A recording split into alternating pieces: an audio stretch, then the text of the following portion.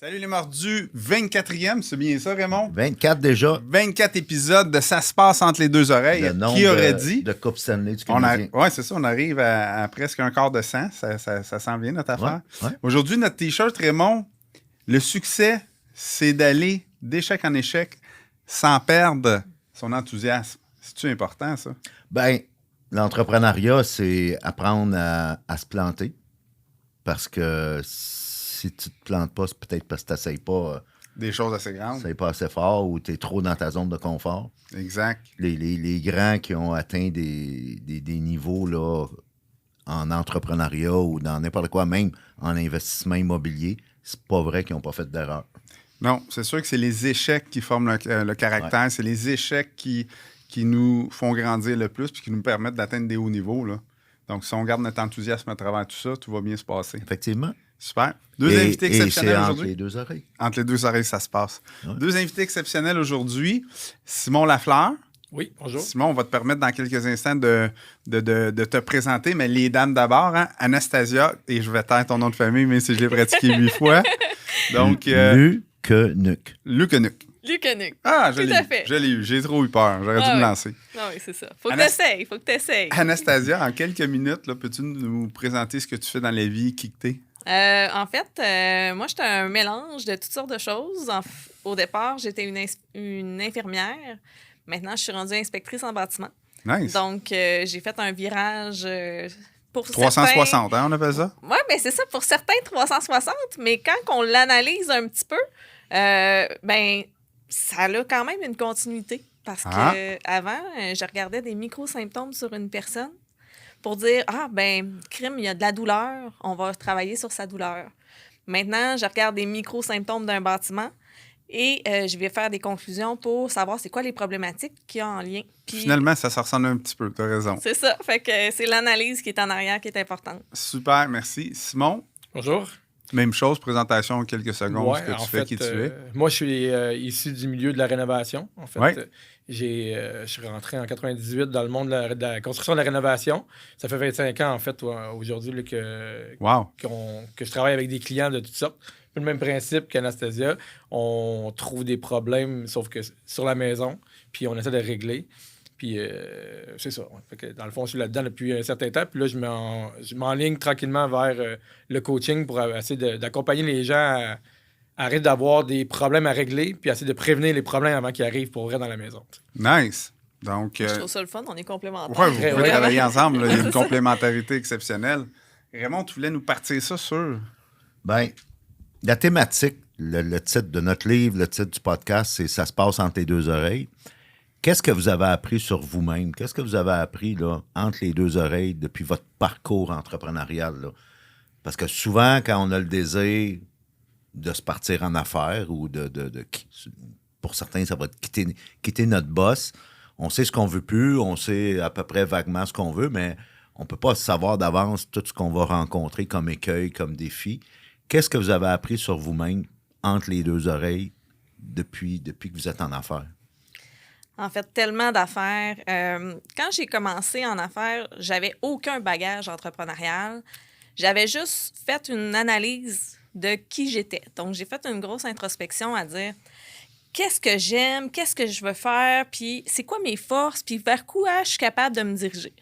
Donc, j'ai vraiment à regarder, là, je suis une infirmière, je fais quoi? Puis, fait que j'ai sorti... OK, je suis une communicatrice, je suis capable de coordonner des équipes, je suis capable... Mais j'ai regardé mes compétences, mais de manière transversale. Puis ça a découlé à... Je suis une bonne chargée de projet.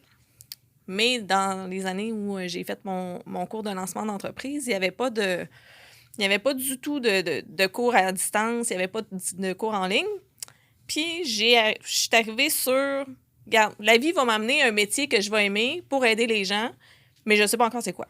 Fait que tu avais ce désir-là d'aider les gens. Absolument. Fait que je savais pas du tout comment j'allais y arriver. Je savais pas du tout qu'est-ce que j'allais faire. Mais finalement, à travers toutes les embûches que j'ai faites, toute l'analyse que j'ai faite, ben, je me suis dit, je suis pas juste un métier. Je suis une personne à part entière, puis je suis capable d'aller plus loin si je me donne la force de le faire. Ouais. Fait que, dans le fond, je me suis dépassée parce que j'ai pas d'entrepreneur dans mon cercle. Hey, ça, c'est un défi, hein? Parce que, tu sais, on va dupliquer ce qu'on a vu, nos parents, notre monde. On va dis-moi avec qui tu tiens, je vais te dire qui tu es. Et si tu as une fibre entrepreneuriale, mais que tu n'as pas de modèle entrepreneurial, ça peut être difficile là, d'arriver à tes buts, là. Comment est-ce qu'on travaille avec ça, Raymond? C'est une bonne question. Faut être capable de... on en parle souvent dans nos épisodes du podcast. Faut être capable de s'auto-observer. Puis je pense que c'est ça que tu étais capable de faire. Ah oui, absolument.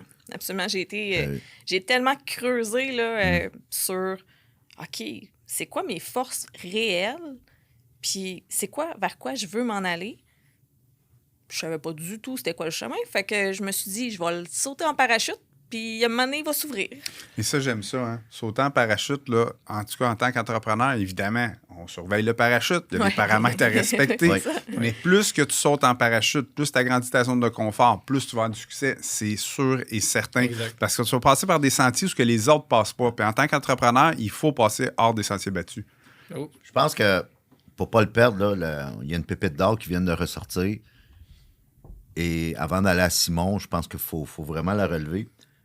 Dans le fond, il y a une chose très importante que tu savais déjà. Malgré toutes les affaires que tu savais pas, que tu n'étais pas sûr, tu savais que tu voulais aider les gens. Ah oui, vraiment. Et ça, c'est pas à prendre à la légère. J'étais justement dans une séance de coaching ce matin avec un client qui dit « Ma femme, elle aime le Nicaragua. Elle s'est acheté une maison là-bas. Puis là, je voudrais partir. J'ai un projet de peut-être 2 business là-bas que je pourrais partir. La business A, je pourrais faire ça. La business B, je pourrais faire ça. Peux-tu m'aider? Je sais pas laquelle prendre. » Puis là, il regardait juste qu'est-ce qui est monétisable et qu'est-ce qui pourrait être rentable. Puis moi, je l'ai fait réfléchir. J'ai dit, laquelle pourrait solutionner le plus de problèmes? Laquelle pourrait changer des vies le plus?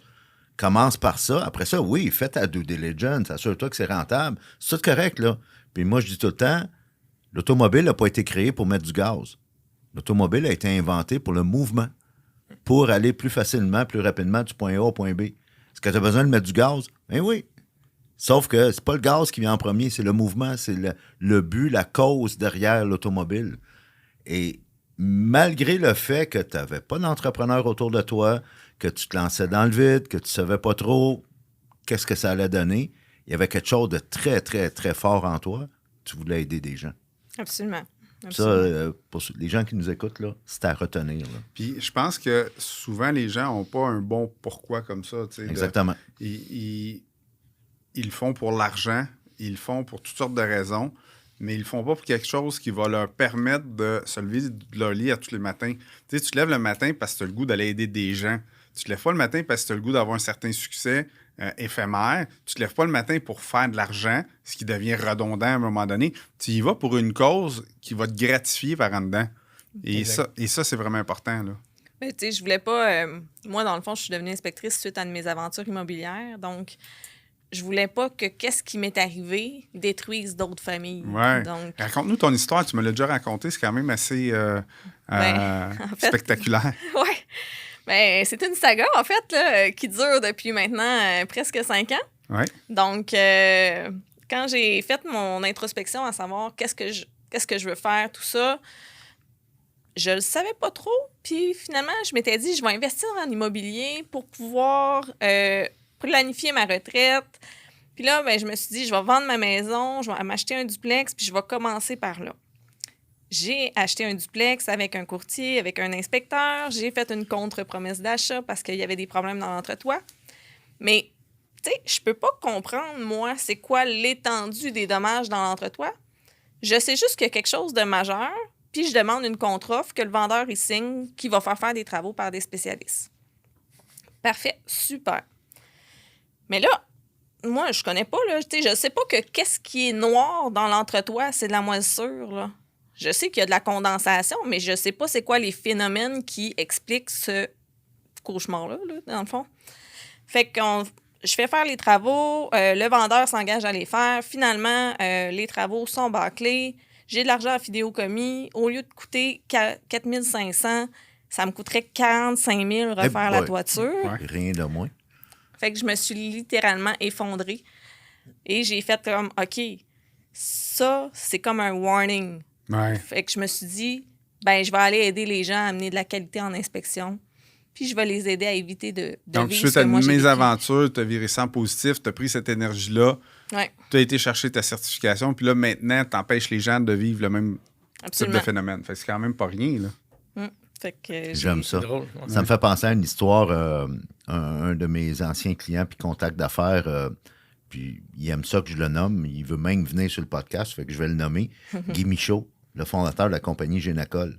Quand il raconte son histoire, il dit « Ça a commencé par un mal de genou. » Ben oui. Alors, il y avait un mal de genou, il aimait jouer au tennis au bout, puis les médecins avaient dit « C'est fini le tennis pour toi, à moins que tu portes des braces. » Et les braces, il les a dans son bureau comme trophée. Wow. Parce qu'il s'est a fait, pas besoin de les il mettre. s'est fait prescrire, quelqu'un il a dit « Tu voudrais essayer ça, le collagène? » Ah ouais, c'est ça. Il a donné une petite bouteille toute sale, là, toute déjà utilisée. Il a essayé ça, il a vu des résultats, puis là, il s'est mis à faire de la recherche. Il est allé voir un laboratoire, il s'est mis à améliorer la formule, toute la kit. Et en 2000 a été fondée la compagnie Génacol, puis aujourd'hui, elle est dans 40 quelques pays, un succès commercial partout à travers le monde. Puis il se plaît à dire, des fois, quand il peut, à montrer ses braces, puis dire, ça a commencé par un mal de genou. Alors, ton histoire à toi que tu vas pouvoir raconter dans les 10-15 prochaines années. Ça a commencé par la moisissure dans le plafond. Absolument, absolument. C'est super. La puissance du storytelling, des histoires. Ouais.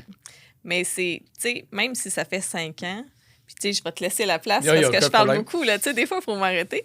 Mais c'est une mésaventure, c'est des apprentissages, un en arrière de l'autre. Oui, je suis encore pris, si on peut dire, avec ce duplex-là, mais j'ai appris à gérer autant des locataires, autant du financier, autant du stress que j'aurais pu m'éviter, autant des défis à travers l'entrepreneuriat.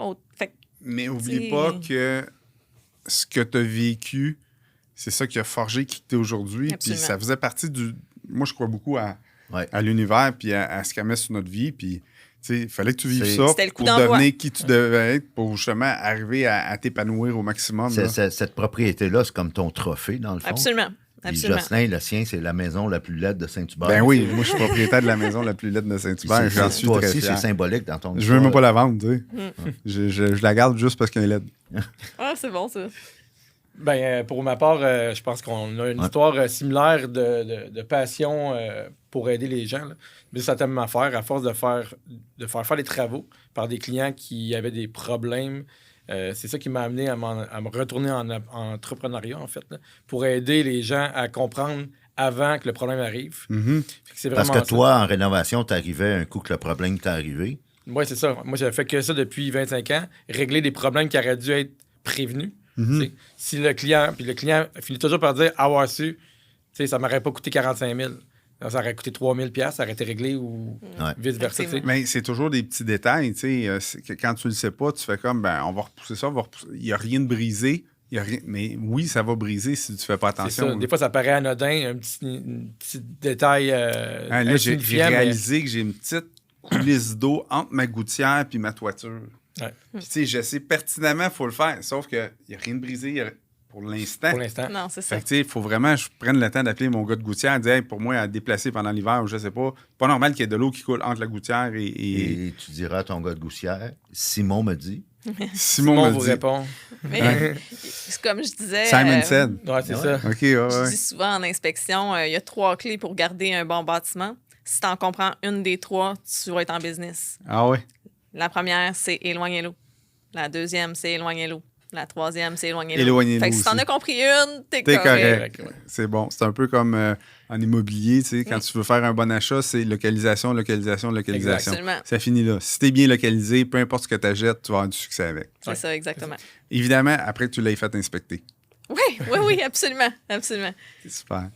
Fait que c'est ça, en fait. Fait que c'est la passion un peu d'aider les gens à pas se ramasser avec des gros problèmes inutiles qui m'a appelé à me réaligner un peu dans ma carrière, puis essayer de me servir de ma passion, puis un peu ma mission de vie, là, de dire je veux aider les gens à pas avoir de problèmes. Puis comment je peux mettre ça à large du grand public. Puis c'est là que j'ai engagé un bon coach. Puis on est après de travailler là-dessus là, pour essayer Travailler l'histoire autour de ça L'histoire, pour ouais. inspirer les gens justement à travailler avec vous. Exact, c'est ça.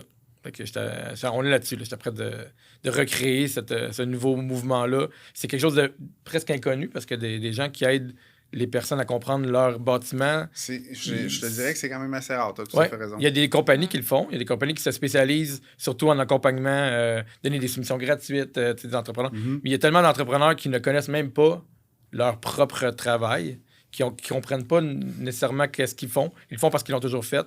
Puis là, tu te ramasses avec des problèmes. C'est pour ça que tantôt, j'avais eu un petit rictus quand elle m'a dit je vais faire ça par un spécialiste. Le spécialiste n'est pas nécessairement celui qui aurait dû faire les travaux. Je ne sais pas qu'est-ce qui est l'histoire, là, mais souvent, moi, c'est ça qui arrive, c'est qu'on repasse en arrière des supposés spécialistes. Mon oncle Jean-Guy qui est capable de venir te donner un coup de main. Ouais, je trouve tout le temps ça drôle. Le petit beau-frère ou ce qu'on appelle le Joe Pickup. T'es supposé être un entrepreneur. C'est ça, tu as des licences d'entrepreneur, tu devrais connaître ton travail. Malheureusement, il y a quelques lacunes dans le métier qui fait mal à tout le monde. Puis c'est souvent des bons vendeurs qui sont pas nécessairement compétents, qui vont réussir à convaincre avec une campagne de peur ou peu importe. Puis malheureusement, ils payent trop cher pour pouvoir avoir les bons travaux. Ou non, ils vont être mal conseillés. C'est pas grave. Puis là, au bout d'un certain temps, le problème est arrivé. Fait que... Ouais. Qu'est-ce que vous avez appris comme entrepreneur dans les dernières années, là, depuis le début de votre parcours entrepreneurial, que vous n'étiez pas au courant, vous n'étiez pas consciente, vous ne saviez pas, puis là, ça a été comme une leçon pour vous en tant qu'entrepreneur? Moi, je pense que aider le public, aider les personnes avant de vouloir faire mon métier, je ne sais pas si je m'exprime bien, mais dans le sens où si j'ai ma mission qui est devant la technicalité de l'aspect entrepreneurial. Je pense que c'est ça en tout cas, c'est ça qui m'anime maintenant, puis c'est ça que je me rends compte qui touche les gens, puis qui sert plus la cause que de faire une technicalité quelconque. Je pense que... Et tu es en train de dire que quand le client ou le prospect ressent que tu es là pour aider, il est plus enclin à faire affaire avec toi? Oui, plus motivé à faire affaire, mais plus ouvert aussi à faire confiance, puis à faire comme, OK, j'embarque, je vais écouter, puis... Je suis tellement d'accord. Là. Quand je parle aux gens, je leur dis, garde, je veux t'aider à pas vivre ce que moi j'ai vécu. Là, fait que d'emblée, les gens vont accepter l'aide, puis ils veulent avoir des gens qui vont avoir confiance. Puis si on a une pépite d'or. Je trouve ça le fun parce qu'ils ont dit Raymond. Ils l'ont dit chacun une fois le mot. Et spécialement en cette période post-pandémie, c'est encore plus nécessaire. Et puis on pense ressources, on pense dossier de crédit, on pense accès à du financement ou à du prêt privé ou à une équipe ou quoi que ce soit. Puis on oublie que la devise, la monnaie d'échange, la plus importante dans un deal, dans des relations avec les employés, même si tu es le patron ou la patronne, même principe, tu as besoin de cette devise-là. Dans toute situation que tu veux mobiliser, que tu veux persuader, que tu veux convaincre, la confiance. Absolument. Exact. Et la confiance, c'est pas acquis, c'est pas gratis. C'est quelque chose que tu dois être intentionnel et stratégique. Puis à chaque jour, c'est à renouveler. Parce que c'est une devise, c'est une monnaie d'échange que tu dois entretenir. Même si tu es le patron ou la patronne, puis tu as pouvoir, mettons, parce que tu signes le chèque de paye de tes employés, si tu veux qu'ils soient créatifs, si tu veux qu'ils aient de l'innovation, qu'ils soient proactifs, puis qu'ils t'en donnent plus que ce pourquoi ils sont payés, il faut qu'ils te fassent confiance. Absolument. Fait que c'est le même dans tout. Tu peux pas l'exiger, ça. Non. Tu peux pas dire, tu dois travailler je veux que tu m'en donnes Ouais. plus pour mon argent. Faut que tu bâtisses une relation autour de ça. Ouais. Tout à fait d'accord. Absolument. Puis, tu sais, avec la clientèle, c'est la même chose. Mais la confiance, ça se développe. Puis, en entrepreneuriat, je pense que la clé du succès, c'est un marathon, c'est pas une course. Fait que donc, action après action, t'avances, petit pas. Tu veux t'améliorer. Toujours un processus continu d'amélioration. T'es pas parfait, mais tu t'améliores de jour en jour. T'sais. À chaque action, tu vas. J'aime ton analogie de marathon parce que tu essaie de sprinter trop longtemps, tu vas tomber. Exact. Fait que si tu y vas sur un marathon puis tu y vas sur du long terme, en entrepreneuriat, en immobilier, c'est ça. Tu sais, cash flow positif, long terme, tu vas faire de l'argent. Exact. Tu veux faire des gros coups, ben là, tu risques plus. faire un gros coup, là, acheter un immeuble, le revendre, spéculer, plus dangereux que d'acheter, parker puis attendre. Ouais. Mais ta recette est plus sûre, acheter, parker puis attendre. Mais spéculer, oui, ça peut être bon de temps en temps, mais oui aussi, ça peut être dur de temps en temps. Tu te trompes un peu, tu as des imprévus, tu as des choses que tu n'avais pas vues, ça peut être très dangereux. Donc, super important. Comment vous gérez vos énergies comme entrepreneur? Parce que des fois, on est passionné, on a de la drive, on veut scaler notre compagnie, on veut avancer. Comment vous gérez votre énergie? Tout dépendant de tu sais, là, je suis rendue dans ma compagnie au stade où je me permets. Donc, je me permets d'avoir du temps, je me permets de déléguer. Tu sais, avant, j'avais besoin d'avoir la confiance en moi aussi, donc de dire, ben j'ai la capacité d'être entrepreneur. Fait que maintenant, je me permets d'avoir du temps. Oui, je veux scaler, mais non, je veux pas le faire à tout prix. Mm-hmm. Donc, je m'entraîne, je vais prendre un moment pour moi qui me fait du bien. Fait que c'est un apprentissage que j'ai fait, que j'ai négligé dans les premières années parce que je ramais, je pédalais, je connaissais pas. Ouais. Maintenant, ben, c'est le temps pour moi. Félicitations. Puis tu le fais, difficile, ça. Tu le fais de façon intentionnelle maintenant. C'est pas quand ça donne. Je le planifie. Tu le planifies. Il est important. Il est important parce que prendre du temps pour soi, pas planifier, ben, tu prends pas vraiment du temps pour toi. Là. Tu profites du moment présent un peu, mais c'est pas aussi efficace que de dire « Hey, j'ai mis de quoi à mon horaire et ce moment-là, là, je le passe pour moi simplement. » Là, tu vas aller chercher du ressourcement. Là, tu vas aller chercher de la créativité. Là, tu vas aller chercher de l'inspiration pour tes prochaines étapes. C'est de voir des gens que tu apprécies aussi. Le facteur humain est tellement important. Non, je pensais que tu disais que tu appréciais ton facteur. Non, le facteur humain. Humaniser tout le processus au complet, je pense que c'est important. Là.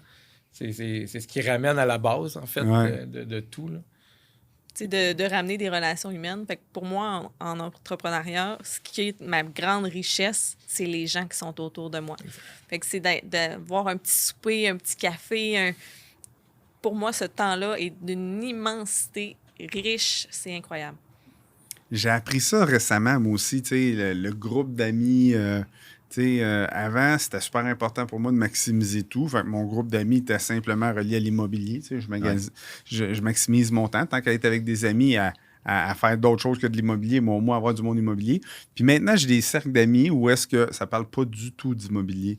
Et je pense que je suis meilleur en immobilier à cause de ça. Pourquoi? Parce que je me ressource, je me vide l'esprit d'autres choses.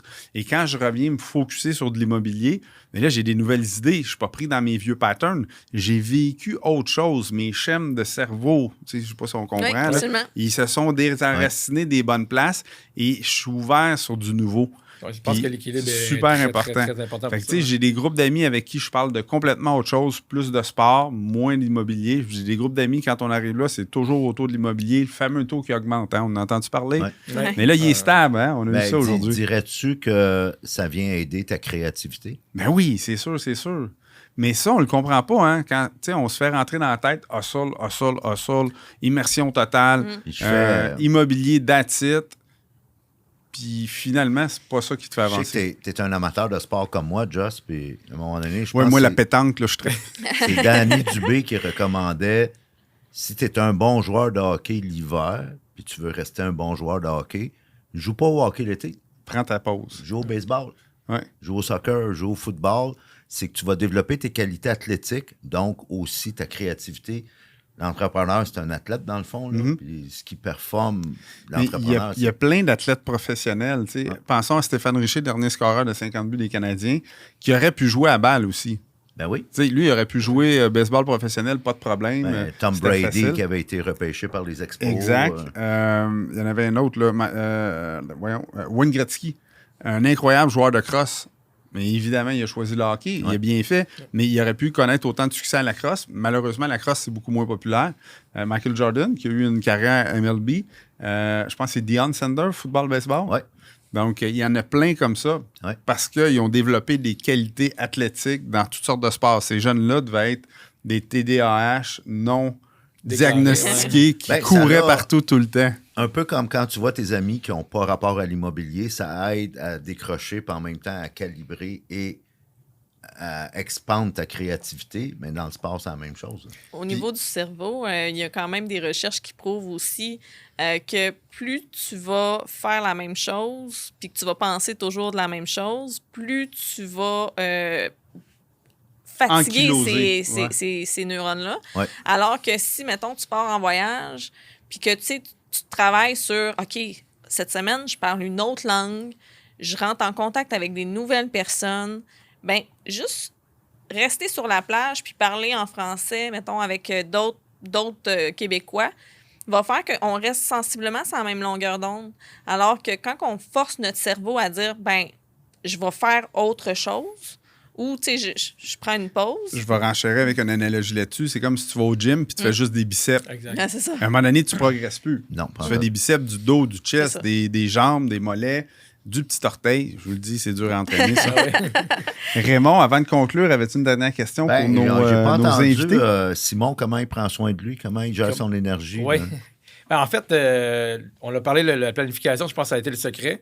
Mais sur le tard, j'ai découvert que me donner le droit de ne pas être parfait, me donner le droit de me choisir, C'est fort, ça m'a aidé à trouver l'énergie d'accélérer mon processus. Fait qu'avant, j'étais fatigué, je m'endormais parce que je voulais trop en faire.